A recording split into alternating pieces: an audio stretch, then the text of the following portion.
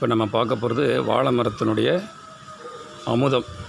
நீங்கள் இது மாதிரி ஒரு வாழை மரம் இருந்ததுன்னா அந்த வாழை மரத்தை நீங்கள் கொலை தள்ளிட்ட பிறகு வாழை மரத்தை வெட்டுவாங்க. வெட்டிட்ட பிறகு பார்த்திங்கன்னா இது மாதிரி இருக்கும். நீங்கள் வெட்டும்போது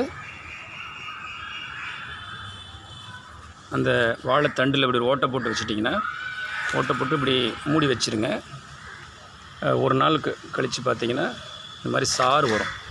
அந்த சாறை நீங்கள் இந்த மாதிரி பாத்திரத்தை ஒரு கரண்டி வச்சு ஒரு பாத்திரத்தில் எடுத்துக்கோங்க. பாருங்கள் எடுக்கிறாங்க பார்த்திங்களா. இது வாழை மரத்தினுடைய அமுதம். வாழை மரத்தில் வேரிலிருந்தே அது தண்ணி பிடிச்சி வச்சுருக்கோம். அது உள்ளுக்குள்ளே வேரில் விடும். இது பாருங்கள், இது ஏற்கனவே ஒன்று வெட்டியிருக்கோம். இதுலேயும் கொஞ்சம் தண்ணி இருக்குது, இதுலேயும் தண்ணி இருக்குது.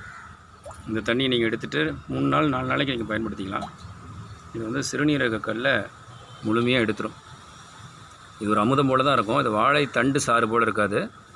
இது வந்துட்டு ஒரு அதனுடைய இயற்கையான ஒரு அமுதம். அது எந்த சுவையும் இருக்காது.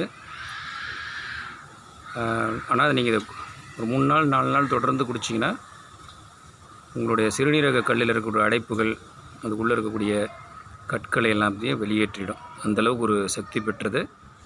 உங்கள் வீட்டில் நீங்கள் இதை வந்து முயற்சி செய்து பாருங்கள். உங்கள் வீட்டில் வாழை மரம் இருந்ததுன்னா இது போன்ற முயற்சி செய்து பாருங்கள். அவசியம் அந்த நீரை நீங்கள் குடிக்கணும். நன்றி.